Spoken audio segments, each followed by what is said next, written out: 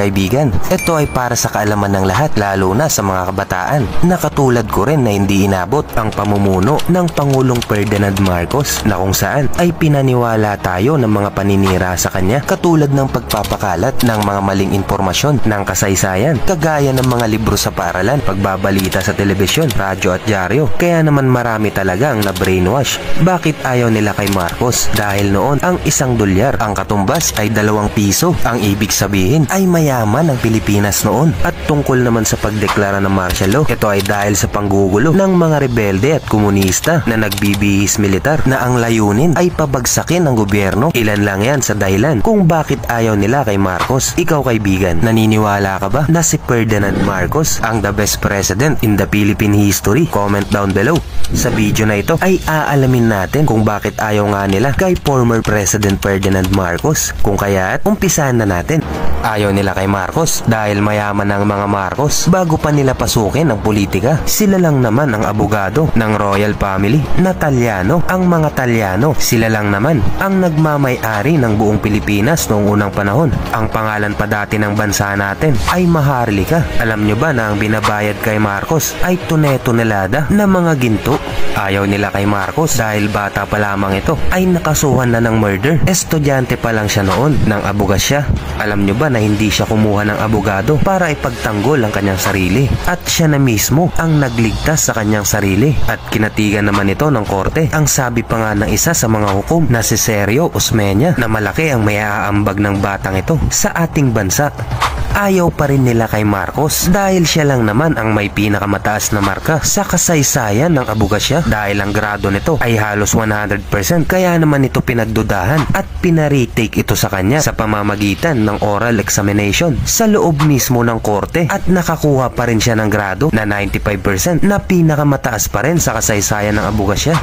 Ayaw pa rin nila kay Marcos sapagkat siya lang naman ang pinakabatang politiko na nanalo bilang mayor, congressman, gobernador at senador.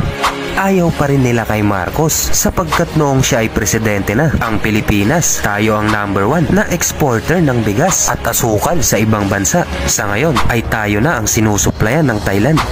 Ayaw pa rin nila kay Marcos dahil siya lang naman ang nagtayo ng Manila International Airport na pinalitan ng pangalan ng mga Aquino ng NAIA, na ang ibig sabihin ay Ninoy International Airport.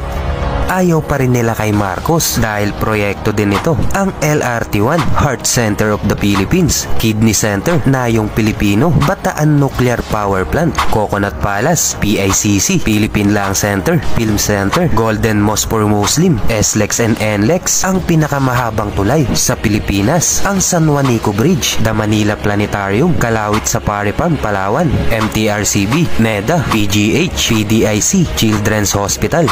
Ayaw pa rin nila kay Marcos dahil tayo lang naman ay isa sa may pinakamalakas na war weapons sa buong mundo. Meron tayong sariling missile launcher na tinawag na Bongbong 1. Meron tayong 35 na FA Crusaders, 37 na F5 jets, Santa Barbara first rocket launcher sa Pilipinas, Blue Diamond first steam jet fighter sa Pilipinas. Ayaw pa rin nila kay Marcos sapagkat noon ay mahigpit na ipinagbabawal ang mga droga at ang pag-inom sa mga tabi ng kalsada, at hindi rin pwedeng bumili ang mga foreigners ng real estate sa Pilipinas.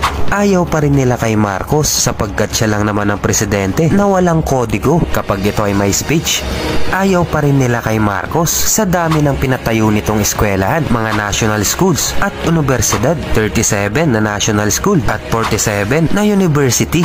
Ayaw pa rin nila kay Marcos sapagkat nakagawa ito ng 20 na power plant sa iba't ibang sulok ng Pilipinas. Isa na dito ay ang Bataan Nuclear Power Plant na ipinasara ng Administrasyong Aquino simula nung sila ay umupo sa administrasyon. Ito pa ang ilang power plant, ang kilalang Magat Dam, Angat Dam at marami pang iba. Ayaw pa rin nila kay Marcos sapagkat nakapagpatayo ito ng mahigit na 20 na mga tulay sa Pilipinas. Kasama na dito ang San Juanico Bridge, Patapat Viaduct, Buntun Bridge, Mactan at Mandawi Bridge, Candaba Viaduct at marami pang iba.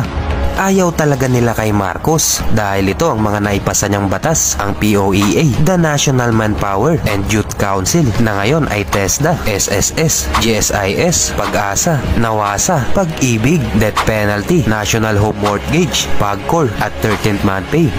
Ilan lamang yan sa mga proyekto ng Pangulong Marcos at hindi ko na rin siya inisa-isa sapagkat napakahaba ng listahan. Ikaw kaibigan, ayaw mo rin ba sa Pangulong Ferdinand Marcos? Ikaw ba ay naniniwala sa mga paninira sa kanya? I-comment mo na yan. Alam naman natin na lahat ng ibinibintang sa kanila ay walang napatunayan sapagkat walang sapat na ebidensya at na-dismiss lahat ng kaso. So once again, thank you and I will see you guys.